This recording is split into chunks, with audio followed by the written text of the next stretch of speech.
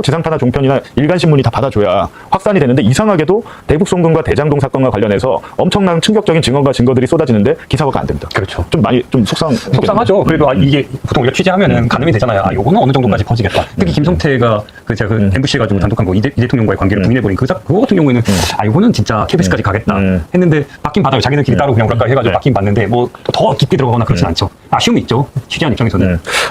그게 다 뇌물 사건과 이어지는 거거든요. 형들에게 돈을 마련해서 줬는다. 그런데 요 모든 내용에서 이 뇌물 사건의 혐의를 부인하는 두 가지 핵심적인 내용이 최근에 막 발생을 했던 거예요. 근데 이거를 참으로 해석하기도 저만 계속 쓰고 있어서.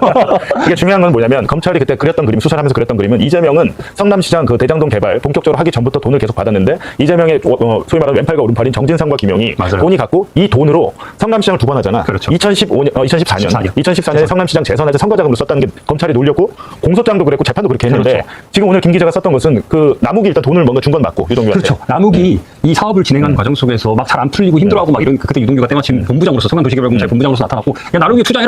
내가 다 윗선에 다 해주겠다는 식으로 이야기가 오고 이 남욱은 이런 상황을 마련해서 그 당시 남욱도 돈이 없는 상황 속에서 정대창과 막 정영학 데려다가 막 기념사진 찍고 해가지고 어떻게든 돈을 마련해서 전달을 했던 겁니다. 근데 그 남욱이 전달하면서 항상 얘기했던 게 유동규가 이거는 형들을 위해서 내가 좀 이거 쓸 거다. 그래서 이게 실제로 혐의로 들어갔고 이 과정에서 김용전 부원장이 뇌물 혐의로 이게 들어간 거고 이 과정에서 이게 김용전 부원장이 1심에서 징역 5년, 2심에서 징역 5년을 받는 결정적 계기가 된 거예요. 징역 5년 받아서 법정 구속됐어요. 그래서 최근에 이제 대법에서 이례적으로 대법 선고를 앞두고 보석을 허용했습니다. 그거 되게 이례적. 굉장히 이례적이죠. 대법원에서 이제 2심에서 내린 징역 5년을 확정만 하면 끝나는 건데 대법은 이때 보석 석방 안 되거든요. 그런데 이례적으로 지금 최근에 석방이 됐어. 그렇죠. 그거 되게 핵심은 뭐냐?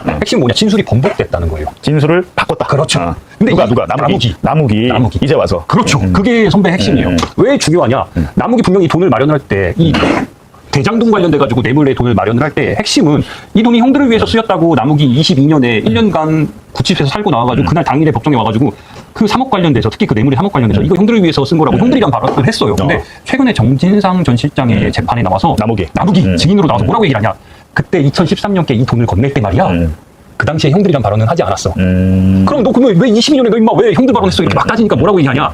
수사 과정 속에서 형들이라는 발언이 검찰이 제시를 해가지고 예예예 하다 보니까 형들 발언이 나왔는데 다시 돌아보니까 2013년에 유동규에게 돈 건넬 때는 형들이란 발언이 안 나왔어요. 라고 말한 거예요. 그렇지. 이거를 그리고 저만 썼고. 그러니까 형들이란 말이 없는 말을 만들어냈구나. 검찰이.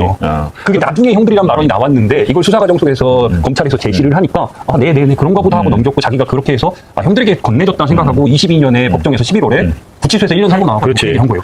그러니까 남욱이 돌변한 거는 보석된 직후부터 했어요. 맞아요. 그 전까지는 그렇게 협조 안 했어요. 맞아요. 원래 그렇다면 남욱이 유동규한테 돈을 준 것 같아. 왜냐면 당시 녹음 파일이 다 나와 있잖아. 정영학 녹취록에 녹음 파일이 있잖아. 그럼요. 이 뻗어나가는 사건들이 이제사 정권이 바뀌고 하니까 막 이제 맞춰지는 거예요. 퍼즐들이 막 그간에 계속 의심하고 우리가 막 뭐라고 했던 비판했던 지점들이 막 맞춰 들어가는 거예요.